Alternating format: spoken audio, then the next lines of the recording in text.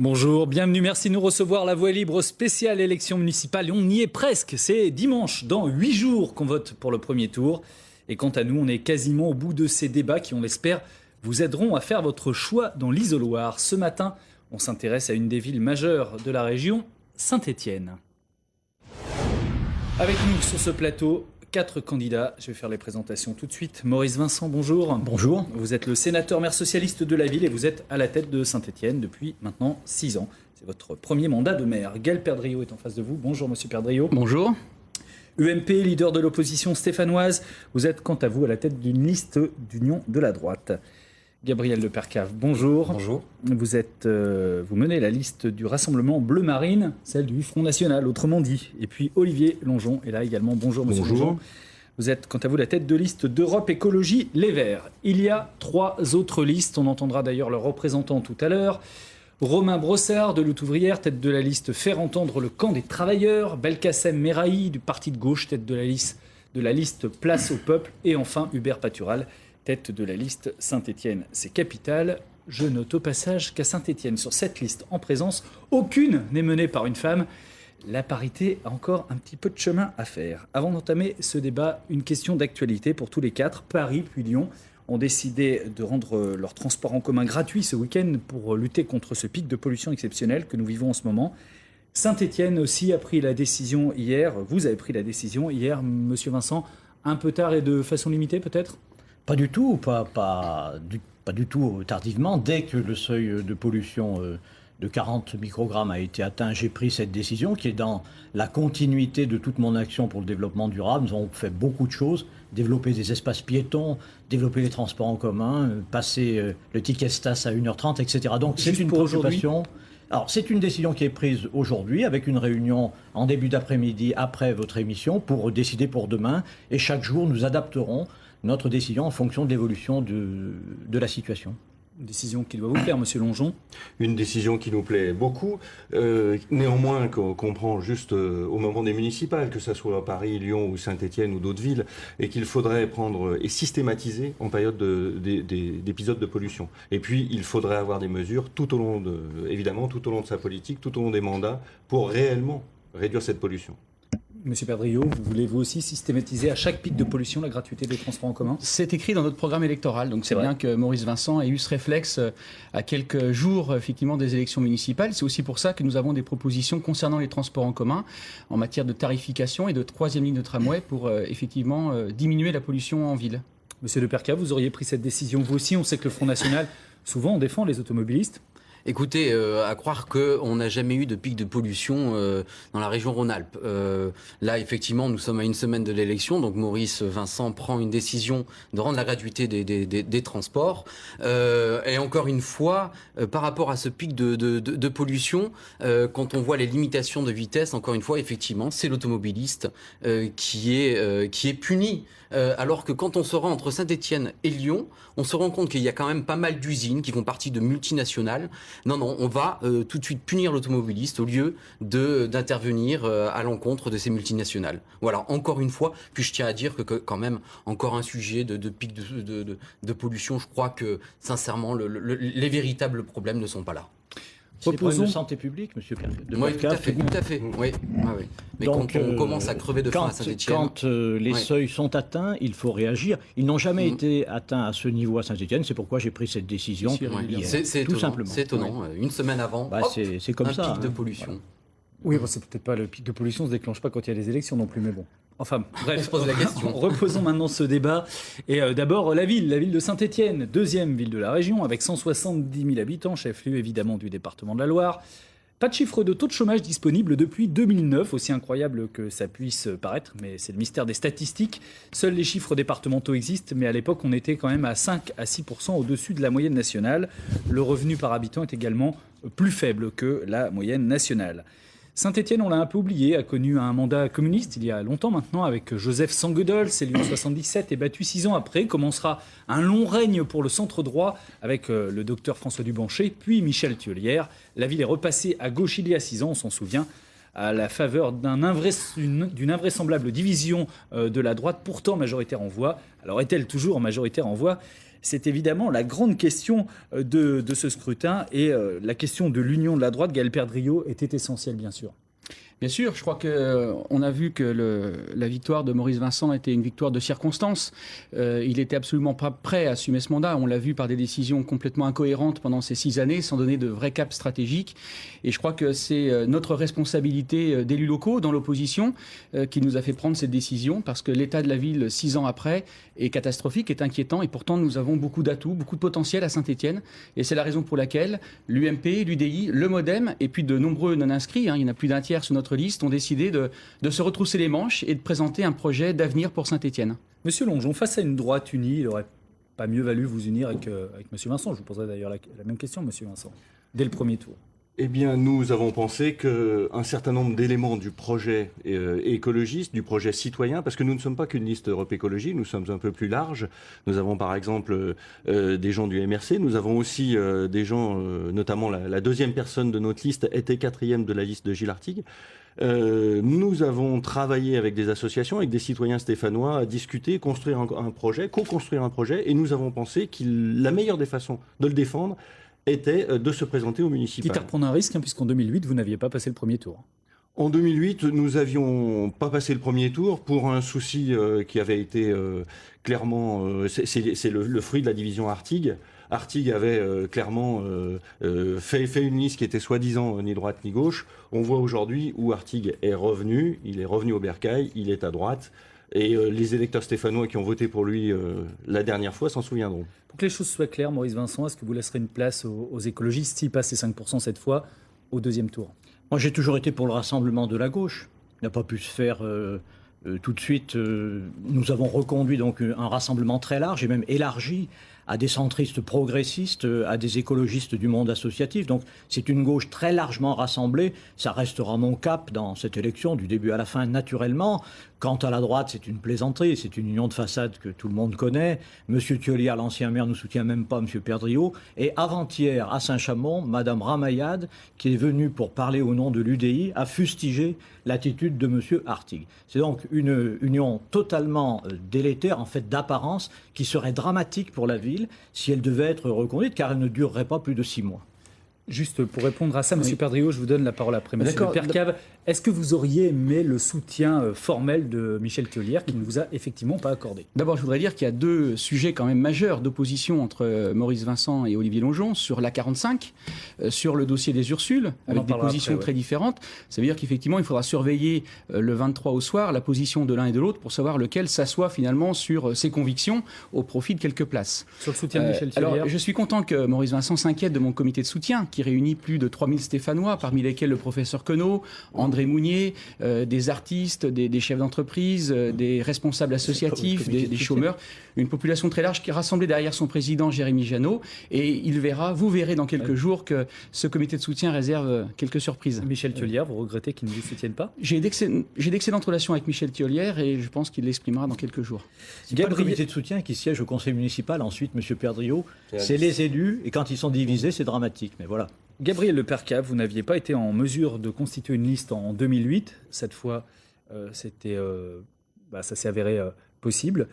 C'est donc un changement important, évidemment. Qu'est-ce qui a fait que le Front National a pu, cette fois, entrer dans le combat? Écoutez, là, tout simplement parce que lors de la préparation de la liste, j'ai énormément été sollicité par les Stéphanois.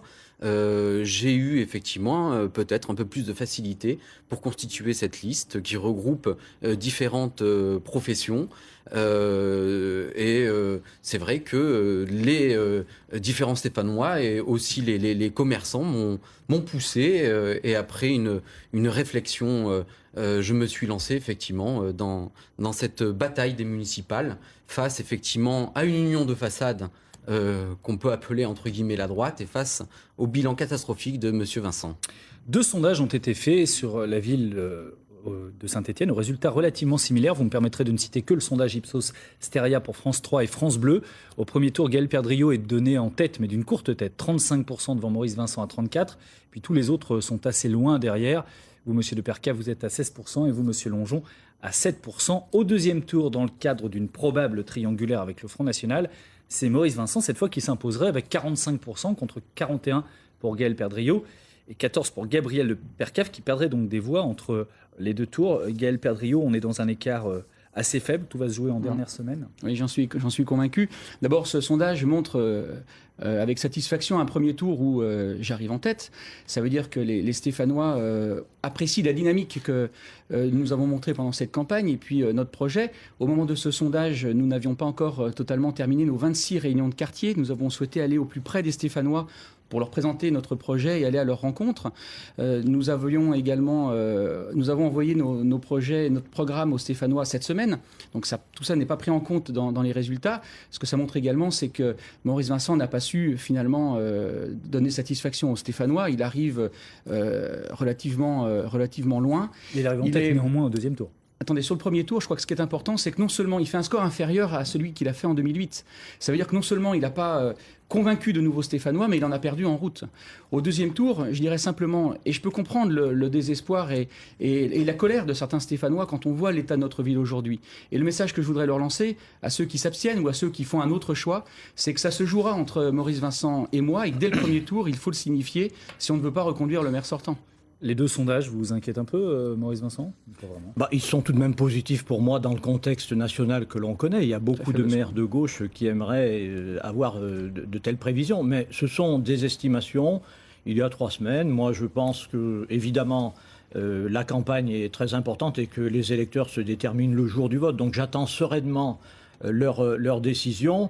Je pense qu'il faut que les électeurs de gauche, qui peuvent avoir quelques réticences, il faut bien le dire, au regard du niveau national, se mobilisent massivement dès le premier tour autour de la liste que je représente. C'est important. Ça ne servirait à rien de soigner le mal par le mal en ouvrant la porte éventuellement à un jeune coopéiste à Saint-Étienne. Je crois que ce n'est pas l'avenir de la ville. Le temps passe très vite. On va maintenant quand même aborder les thèmes de campagne à Saint-Étienne. Et on va d'abord laisser la parole à quelques Stéphanois qu'Olivier Michel et moi avons rencontrés il y a quelques jours sur la place rénovée de l'Hôtel de Ville. Ce qu'ils aiment et n'aiment pas à Saint-Étienne. Vous savez, quand on vit depuis des années dans une ville, de toute façon, on s'y attache, même si tous les quartiers ne sont pas vraiment extraordinaires. Mais si, moi j'aime bien vivre à Saint-Étienne. La verdure, il y a beaucoup. Les proximités des campagnes. Saint-Étienne, c'est plus la ville noire, la ville... elle est vivante, Saint-Étienne. Moi, ça fait 20 ans que j'habite Saint-Étienne. Parce que je suis lyonnaise à l'origine. Alors vous voyez, c'est... En conversion vers le design, je pense que c'est quelque chose de bien pour la ville parce que ça permet de la redynamiser. On a quand même la Cité du Design, on a quand même le musée de la mine, on a quand même des verts qui nous font de la publicité et on a une ville morte. Toutes les boutiques sont fermées. Donc pourquoi? C'est dommage. Il faut quand même remettre des circulations dans certaines rues de la ville. Le centre-ville, il est minable, les magasins ferment.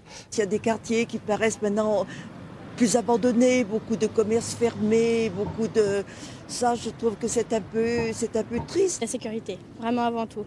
Parce que je suis jeune, je suis une fille et c'est pas facile tous les jours quand je sors les soirs. On a l'impression que tout le monde est triste. Et je trouve qu'il y a du potentiel dans cette ville, il y a des choses à faire. Et que voilà, faut pas toujours se plaindre, quoi. Il faut aller de l'avant. Commerce, stationnement, sécurité, les thèmes sont lancés. Gabriel de Percave, c'est un peu ceux que d'ailleurs vous défendez. Oui, effectivement, ce qui ressort de Saint-Étienne, c'est la fermeture des commerces.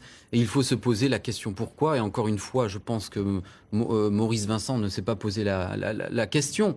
Effectivement, il y a un problème d'insécurité à Saint-Étienne, il y a un problème de stationnement, un problème de circulation. Et je tiens à préciser que le problème de circulation a déjà commencé sous l'équipe de Thiollière dont faisait partie Gaël Perdriau, lorsqu'il y a eu la 2e ligne de tram qui a été lancée, où là, effectivement, il y a eu des commerces qui ont commencé à fermer dans la grande rue. Et je tiens aussi à préciser que ce soit Maurice Vincent et Gaël Perdriau parlent souvent d'incivilité. Mais je crois qu'à Saint-Étienne, on ne donne pas véritablement la définition d'incivilité. L'incivilité, c'est un manque de politesse et de courtoisie. Or, à Saint-Étienne, c'est véritablement de l'insécurité. Nous avons dernièrement... Les chiffres ne sont pas plus mauvais qu'ailleurs, monsieur de Percave. Mais tout à fait, mais à partir du moment où vous avez des Stéphanois qui ne vont plus déposer plainte, il y a une explosion de cambriolage à Saint-Étienne. Non, il y a une baisse l'année dernière.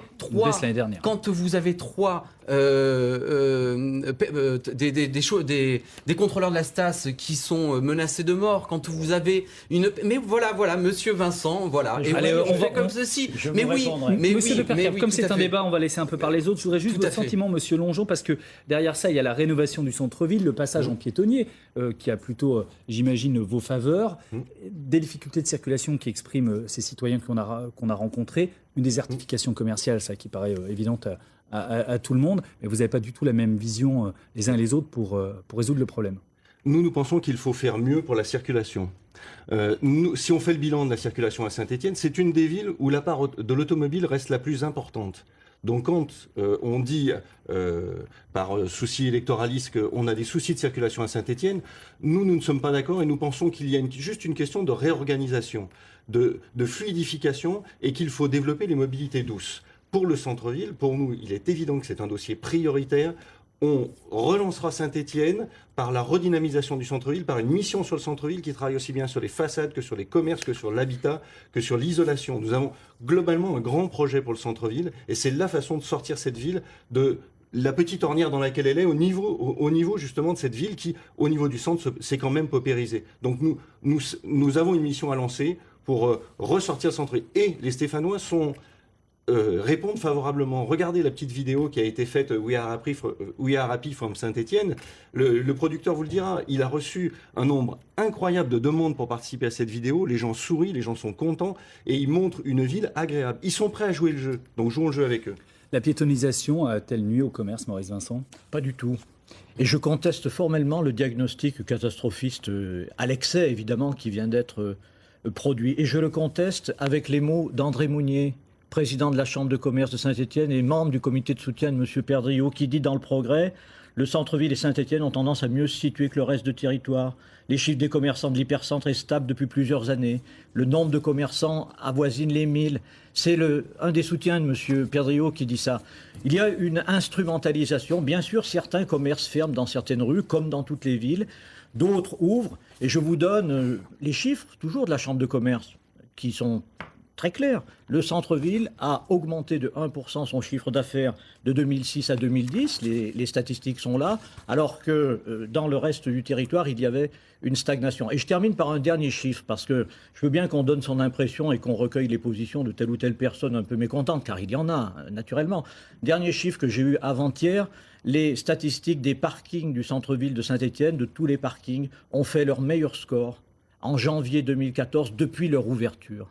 Et on me dit qu'il n'y a personne dans les rues, mais il suffit de s'y promener. J'y étais encore hier, avant-hier, samedi dernier.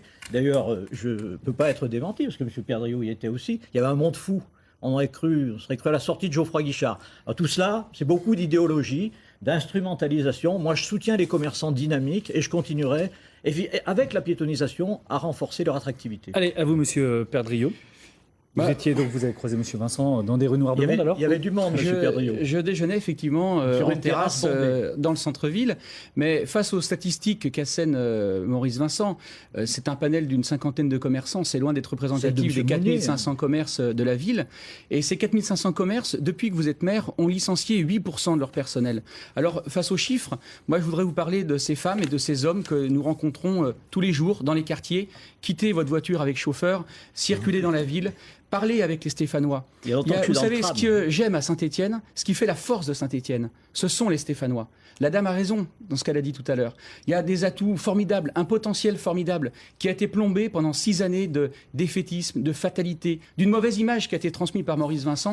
Moi, au contraire, ce que je veux, c'est redonner cet espoir parce que je sais qu'on en a le potentiel, permettre aux jeunes talents de s'exprimer dans la ville et donner une autre image à notre ville, positiver sur la qualité de notre enseignement supérieur, de ces PME et de ces PMI qui font l'emploi et ne pas avoir un discours défaitiste et qui engendre la paupérisation de la ville. Alors on va justement, à propos de commerce, de finances et de moyens d'avancer à Saint-Étienne, il y a quand même 2 visions de la ville qui se sont opposées à un maire précédent, Michel Thiollière, qui avait favorisé l'investissement et les grands projets, quitte à contracter des emprunts qui par la suite se sont avérés très dangereux.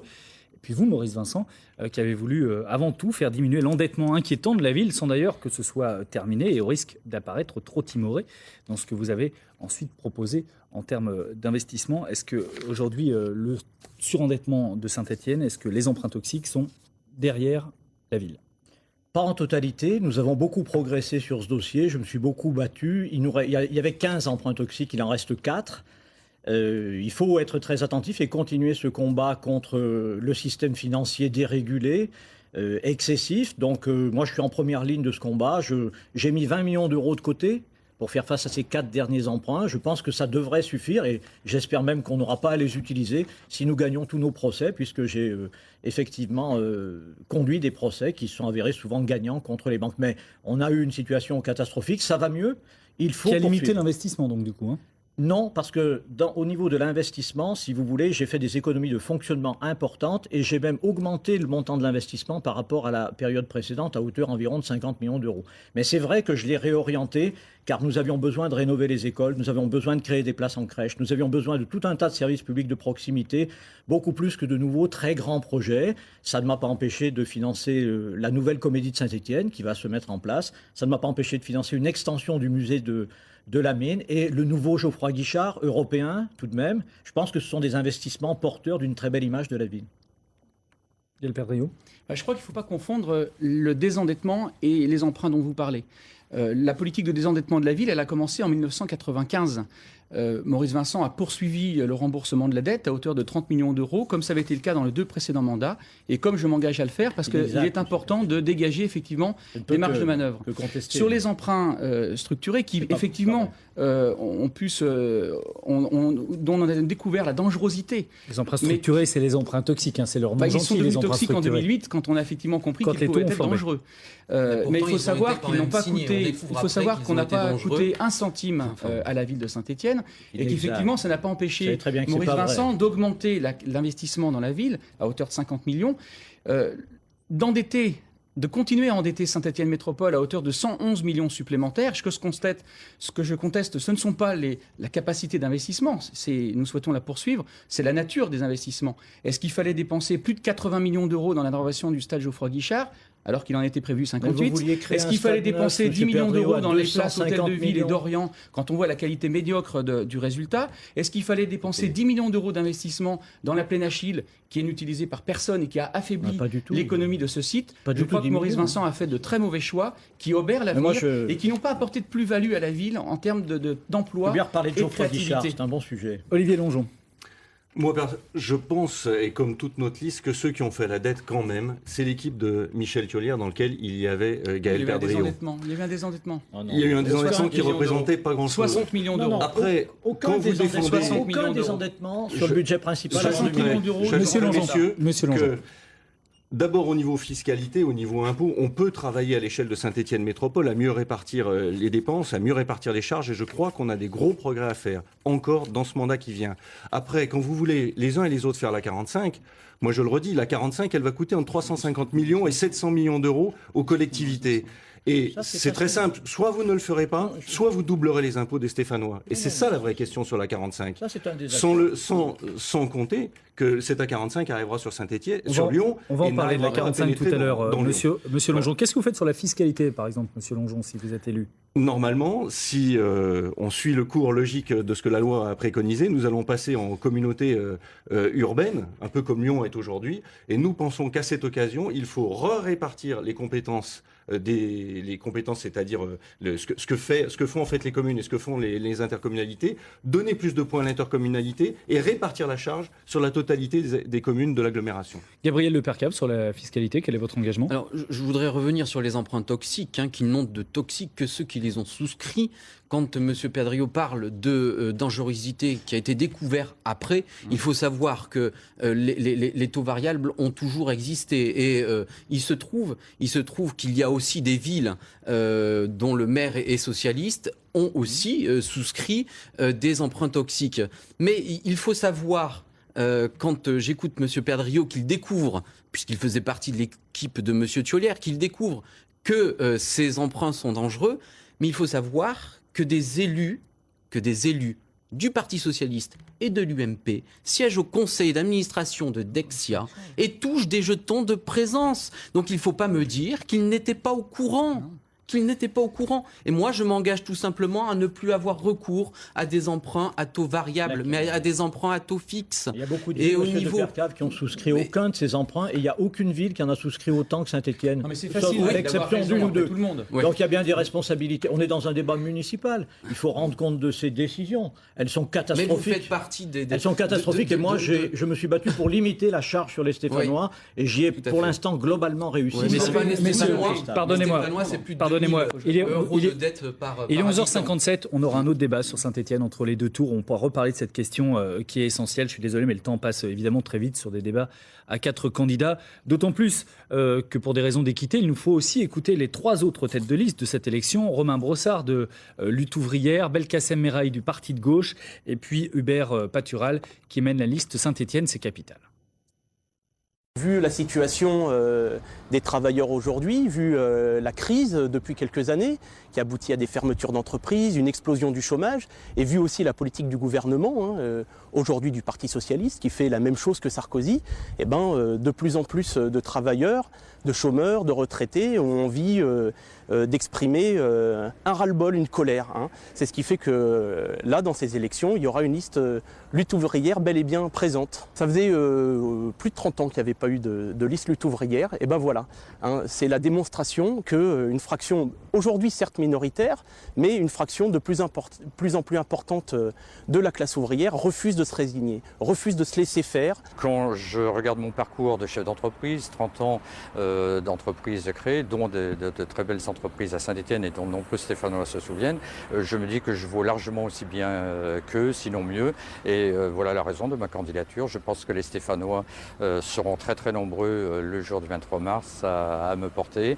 On ne se fie pas du tout au sondage, bien évidemment. Je pense qu'il est en train de se préparer une vague de fond qui va se transformer en raz-de-marée pour le 23 mars. Puisque je serai devant eux le soir du premier tour, sont-ils capables de privilégier plutôt l'intérêt des Stéphanois plutôt que leur propre carrière politique? Seront-ils capables de se retirer sans condition pour me laisser battre Maurice Vincent en duel? Voilà la seule question qui doit être posée à messieurs Percave et Perdriau et qui aura de l'intérêt pour les Stéphanois. Je constate que ma ville dépérit, que j'aime ma ville, que j'aime les Stéphanois et les Stéphanoises et que pour cela, avec mon équipe, nous avons décidé de nous lancer dans la bataille des municipales. Depuis mars 2013, nous avons essayé de rassembler toute la gauche stéphanoise. Et à notre grand regret, nos amis du PC n'ont pas voulu partir avec nous. Ils ont préféré suivre M. Vincent. On a eu de grandes et profondes discussions avec les Verts. Et puis il est arrivé à un stade où on ne pouvait pas monter une liste qui soit quand même un subtil mélange des deux. Et bilan de l'opération, nos camarades de Ensemble, anciennement La Phase, nous ont rejoints et on a monté une belle liste qui est vraiment l'image même de la population stéphanoise. Sur le plateau, Maurice Vincent, maire PS sortant, Gaël Perdriau, tête de liste UMP-UDI, Olivier Longeon, tête de liste Europe Écologie Les Verts et enfin Gabriel de Percave, tête de liste du Front National. Nous avons encore le temps d'aborder une question, c'est celle de la place de Saint-Étienne dans la région. Sa rivalité avec sa voisine lyonnaise est historique et pas seulement sur les terrains de foot. Le 1er janvier prochain, le Grand Lyon deviendra une métropole très puissante. Saint-Étienne doit-elle s'en inquiéter ou bien au contraire l'attractivité lyonnaise ne peut que profiter à Saint-Étienne, à votre avis, Maurice Vincent? Moi je suis résolument favorable à la défense de l'identité de Saint-Étienne et à la promotion de ses talents dans le cadre d'une coopération renforcée avec les territoires qui nous entourent et en particulier avec le Grand Lyon. Nous avons déjà fait le pôle métropolitain durant mon mandat qui n'existait pas auparavant. Il faut aussi coopérer d'ailleurs au-delà avec la Haute-Loire et la Plaine du Forêt. Et nous avons des relations excellentes. Pôle métropolitain, il y avait la RUL aussi, la région urbaine de Lyon, tout ça c'est des structures qui travaillent vraiment ou c'est un peu des... Non, mais le pôle métropolitain non seulement travaille vraiment, mais nous sommes parmi les plus avancés. Nous avons créé un pass T-Libre qui va être mis en place à partir de septembre, qui permet aux Stéphanois, aux Lyonnais, aux Viennois qui utilisent les transports en commun d'avoir un seul titre de transport moins cher avec le tram, le train et par exemple le métro. Donc très concrètement, on a déjà fait gagner, rien que sur cette mesure, 10 ou 15 euros par mois aux usagers intenses des transports. Donc nous avançons beaucoup. Il faut continuer à renforcer l'enseignement supérieur, la recherche, le développement économique. Et rien ne serait pire pour Saint-Étienne que je dirais, rester en dehors du développement de Rhône-Alpes. Et ce développement de Rhône-Alpes passe par cette dynamique. Alors vous défendez tous autour de cette table un projet que vous estimez très important pour Saint-Étienne, c'est la nouvelle autoroute, l'autoroute A45. Oui, tous sauf un, bien sûr, monsieur Longeon. Je vais vous donner la parole. Évidemment, vous êtes contre.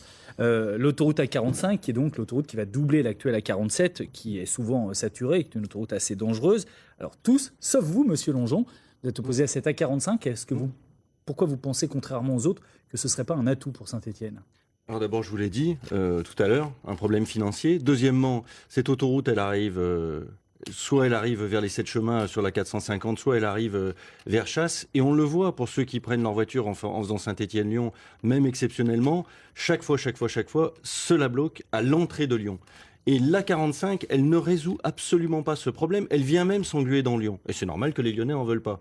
Après, nous, ce qu'on voit, c'est que dans la construction de cet édifice régional qu'est cette métropole lyonnaise, il y a Saint-Étienne. Ça fait bientôt 2 siècles qu'on travaille ensemble. D'ailleurs, c'est la première ligne de chemin de fer historique continental. Cette ligne, elle s'améliore sans arrêt grâce au fond de la région, grâce au soutien de la région. Et nous pensons qu'il faut continuer à doper cette ligne ferroviaire qui permet une liaison en 45-50 minutes rapide entre Château-Creux, Perrache et Pardieu. D'ailleurs, de nouveaux TER arriveront en décembre pour encore améliorer la capacité de cette ligne. Monsieur Perdriau, à la fois sur, je ne sais pas si c'est une menace que fait peser la métropole lyonnaise sur la métropole stéphanoise, et puis aussi sur cette liaison A45 qui est très attendue par les Stéphanois. Alors c'est rigolo parce que j'ai regardé que en 2007, François Fillon, alors Premier ministre, nous la promettait pour 2015, c'est-à-dire l'année prochaine, mais évidemment, on est très loin du compte. Ça fait un peu serpent de mer, cette A45. On retrouve des articles il y a 40 ans qui en parlaient. Donc je suis moi très favorable à des collaborations avec Lyon.